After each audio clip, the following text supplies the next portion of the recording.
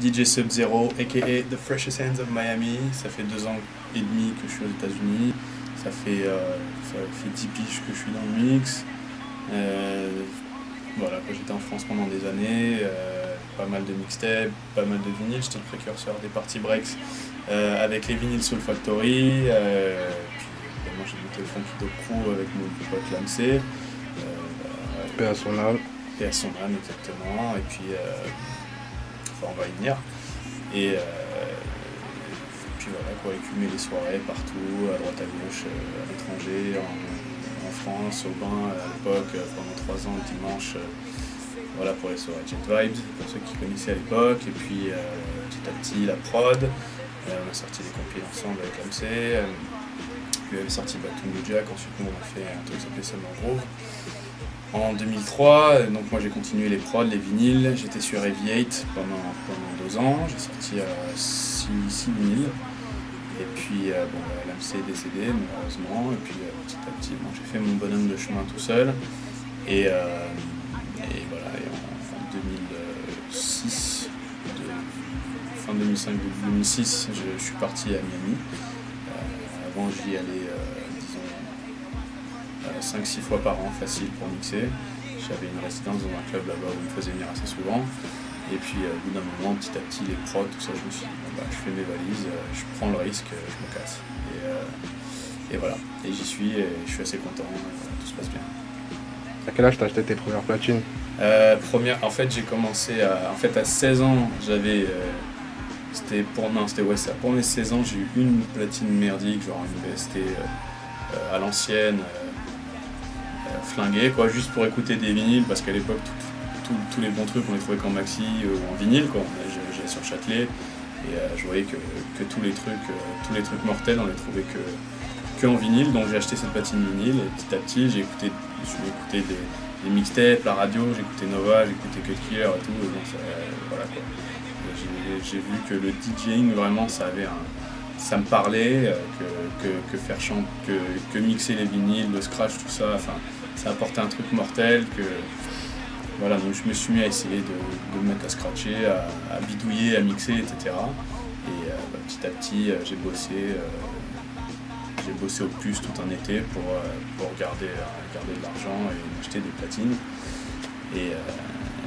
Et voilà, donc c'est comme ça que je me suis mis, et à chaque fois, dès que j'avais 10 balles qui traînaient, je mettais de côté pour les vinyles, donc vraiment j'ai scruté, et puis petit à petit, droite à gauche, fil en aiguille, des potes qui organisaient des soirées, etc. Je me suis mis dans le bain, et je me suis pas chié dessus, quoi. J'ai pas eu peur, je me suis pas mis à trembler pour aller jouer en soirée, vraiment j'étais motivé, et petit à petit j'ai su je vais pas dire imposer mon style, mais en tout cas ma vision du mix et des morceaux, quoi. À cette période-là, tu pensais déjà que tu pourrais en vivre? C'était le début en fait des DJ qui étaient starisés à l'époque, c'était Cut Abdel, Double H, etc. Donc déjà eux ils ont ouvert les portes pour tous ceux aujourd'hui qui se mettent à mixer. Et en France, il n'y en a pas tant que ça qui arrivent vraiment à en vivre. Il y en a qui font croire qu'ils arrivent à en vivre, mais c'est pas vrai. Il y en a qui font soi-disant des soirées pour la promo de leur mixtape, de machin, et tout, c'est que du blabla. Mais évidemment, il y a pas mal de mecs, enfin, quelques mecs qui arrivent à en vivre parce qu'ils font du travail intelligent ou parce qu'ils arrivent à en vivre sur du long terme. T'en as un ou deux qui vont faire 1 ou 2 compiles, et puis après c'est terminé, ils sont finis. Et puis t'en as...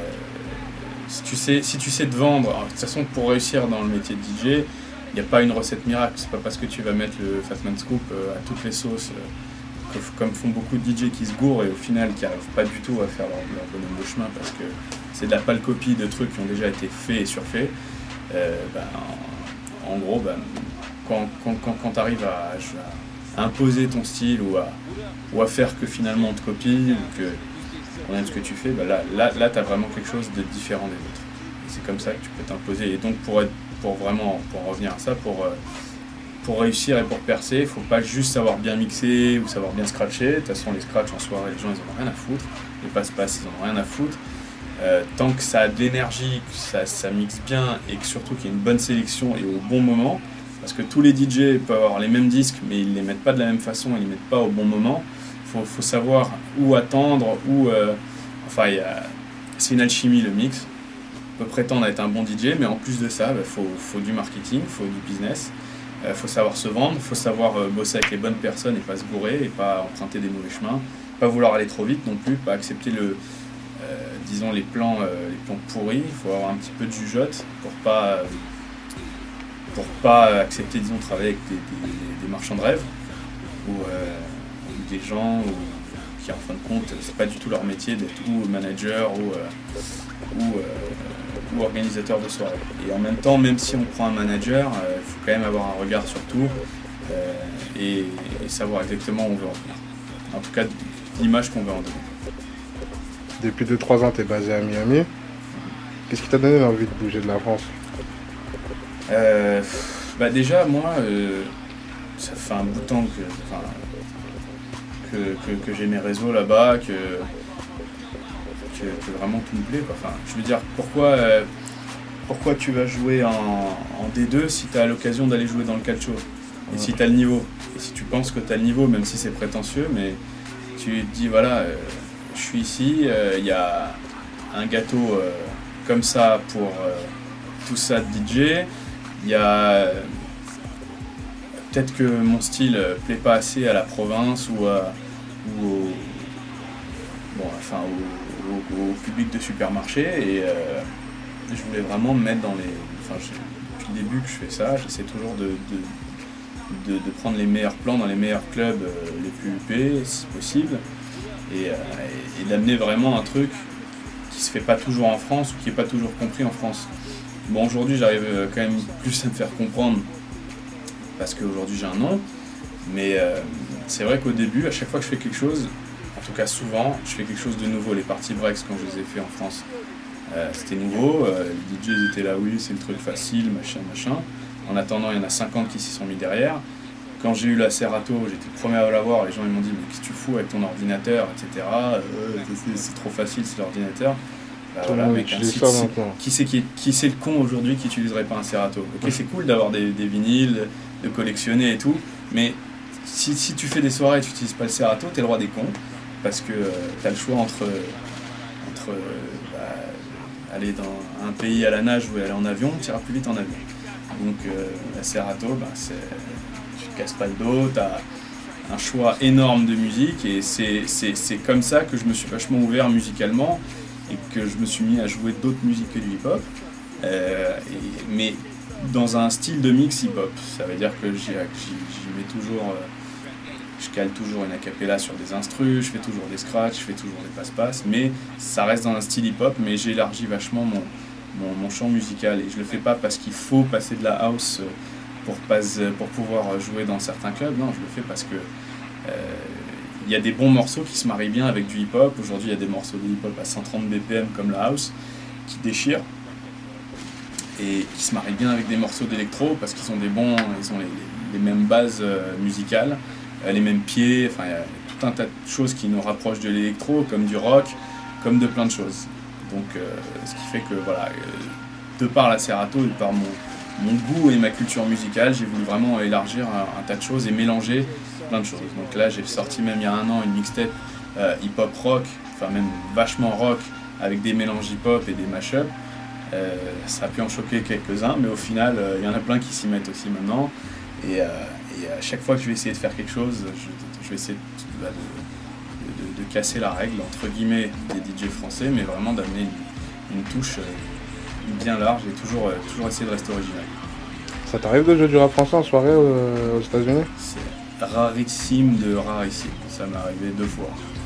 Et, une fois parce que j'étais à New York, il y avait une soirée où il y avait vraiment beaucoup de Français.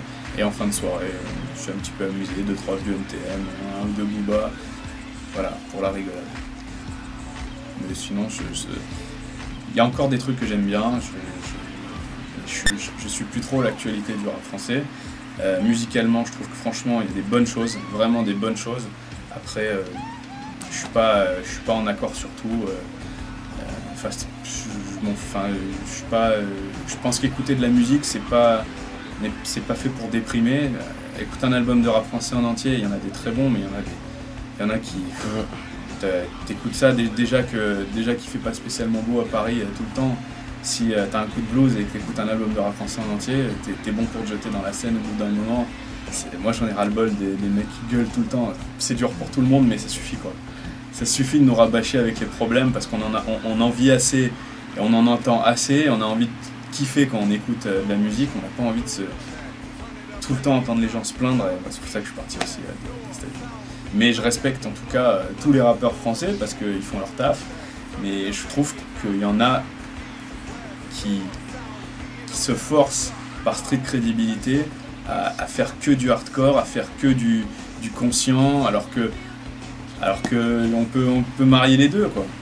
Il y en a qui gagnent plein d'oseille d'abord, et tant mieux pour eux d'ailleurs parce qu'ils ont taffé et qu'ils le méritent, mais ils font toujours par peur de la critique, ouais, le ghetto, le machin. C'est vrai qu'il ne faut pas oublier les siens, il ne faut pas oublier d'où on vient, mais bon, profite quoi. Profite, ça se trouve, ça ne durera pas longtemps. Profitez les rappeurs français, putain, vous avez un potentiel de ouf. Il y a des producteurs mortels en France, il y a le moyen de faire des sons chamés, essayez de pas trop déprimer les gens quoi. Quand il y a un beat qui tue, pourquoi dire vas-y c'est la galère. Donc pour toi, pour le moment, le rap français c'est pas une musique qui est exportable? Bah déjà il y a la barrière de la langue qui est pas négligeable, mais ceci étant, les pays francophones, il y en a un paquet, hein. Et puis il y a le Canada, ils demandent que ça, hein. Et, le Canada, la Belgique, le Maghreb, tout ça, et puis c'est juste dommage d'avoir des morceaux avec des beats mortels, mais derrière avoir des paroles qui suivent pas et qui donnent pas envie aux gens de danser, parce que tu vas mettre un morceau en te bois et si direct ça parle de vas-y, nique sa mère à celui-là, t'es là pour faire la fête quoi. Il y a peu de mecs qui savent être hardcore sans être lourd. Voilà, c'est ce que je pense. Mais en même temps, aujourd'hui, je suis pas le même connaisseur de rap français qu'il y a 10 ans où vraiment j'en écoutais beaucoup. T'as pris un certain recul par rapport à tout ça. Ouais, voilà, mais en tout cas, mais juste parce que ça me correspond plus. Mais en tout cas, il y a encore franchement des trucs qui sont vraiment bien faits et qui sont. Il y a quand même pas mal de gros potentiel dans le rap français quoi. Des mecs comme il y a les Rof, les Booba, tout ça. C'est pas qu'ils ont rien à prouver, mais bon, ils ont fait un bout de chemin qui est indéniable. Et puis t'as tellement de mecs qui leur tapent sur la gueule alors qu'ils leur ont ouvert des portes à leur place. Tu peux reprocher à Booba d'être allé à la Starac, mais en attendant, il y en a bien un paquet qui serait bien content de passer sur TF1 à 20h avec des millions de téléspectateurs. Ouais. Après, tant que tu fais ta sauce, voilà. Quand tu es de passage à Paris, tu es résident au Palais M et à la Maison Blanche. C'est pas que je suis résident, mais en tout cas, on se connaît bien. La clientèle est bien. Musicalement, je peux m'amuser vraiment comme je veux. Je peux aller dans tous les sens.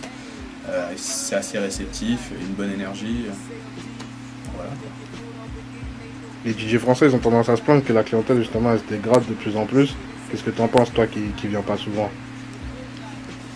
Bah, écoute, ça dépend où. Hein. Il n'y a pas de règle, hein. Ça se dégrade, ça dépend. C'est vrai que dans les clubs de province, oui, c'est vrai. C'est pas que ça se dégrade, c'est que les gens ils sont blasés et c'est un peu de la faute de certains DJ de faire ce qui a déjà été fait, de le faire dans un esprit qu'ils connaissent déjà, je veux dire, de mettre du Fatman Scoop à tous les morceaux, à toutes les sauces, etc.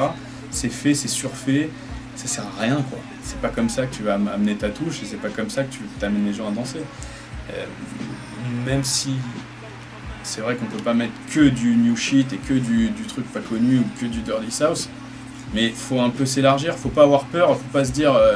Il y a aussi des DJ qui sont trop dans la street crédibilité, qui veulent tellement rester hip-hop, à se mettre des baggy dans tous les sens, alors qu'ils sont blancs comme moi et blancs comme un cul et ça leur va pas. Et tu vois ce que je veux dire, à vouloir à tout prix ressembler à une Kaira alors que t'en es pas du tout. Et à se dire je vais mettre du son vénère pour me faire respecter, c'est pas vrai, tu vois. Moi j'ai aucune prétention d'avoir une street crédibilité.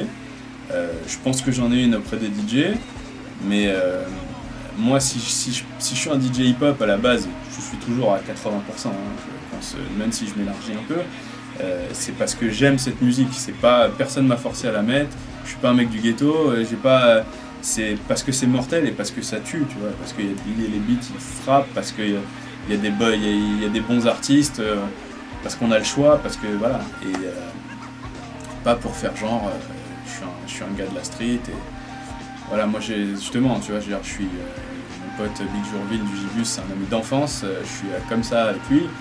Je joue pas souvent là-bas, mais je veux dire, j'irai pas me dire il faut absolument que je joue au Gibus pour avoir une street crédibilité, pour être bien vis-à-vis des DJ hip-hop. Moi, si t'as le choix de, comme on parlait des rappeurs, hein, si t'as le choix d'aller à la Starac et alors que t'es un rappeur, pourquoi t'irais pas? Parce que tu peux te faire voir par des millions de gens et tu peux exporter ta musique sans limite. Pourquoi pas le faire? Donc s'il y a des gros clubs qui ont les moyens et qui savent bien, très très peu de DJ ont l'accès, en tout cas très peu de DJ hip-hop ont accès, comme à la Maison Blanche ou au Palais M, où déjà très peu de gens ont accès tout simplement. Tout simplement. Faut que les choses soient claires. Pourquoi tu le ferais pas? Moi je kiffe, moi quand aux États-Unis je fais des soirées chez un tel et un tel, chez des gros acteurs, chez des Mickey Rourke ou chez Yves ou machin, enfin pourquoi se priver? Voilà, aux États-Unis, de toute façon, il n'y a pas de règle, quoi. C'est showbiz, voilà, tout le monde veut en faire partie. Si on a la chance de le faire, il faut en profiter. Voilà, et tous ceux qui font de la musique, ils arrêtent de râler un peu, qui profitent. Enfin, c'est mon sentiment. Au niveau des productions, t'en es où? Alors, au niveau des prods, je m'y mets pas mal. Enfin, je m'y mets pas mal, ça fait un peu de temps que j'en fais, mais j'ai pour projet de faire un album bientôt aux États-Unis avec quasiment que des rappeurs américains, et je pense faire 2-3 remixes en tout cas avec des rappeurs français pour le kiff, et puis aussi pour pouvoir un petit peu faire découvrir ce que je fais aussi aux Français, et que voilà, j'ai pas mal de bons projets niveau prod, et en fait je veux pas en parler tant que c'est pas carré, mais j'ai passé quelques prods chez des requins assez balèzes, et le jour où c'est certain que ça sort, voilà, vous serez les premiers sur le site à être au courant, quoi. TIP Grand Hustle Zone, man. What it do? This the big boss, Ricky Ross. Hey, what's up? This is Nelly Furtado. What's up? It's the kid, Skateboard P, aka Pharrell Williams. Yeah, you already know what it is. It's your boy, Chameleonaire. Yo, this is Sean Paul. DJ Sub-Zero. DJ Sub-Zero. AKA the freshest heads in MIA. World's #1 DJ. DJ Sub-Zero. Yes, sir. I'm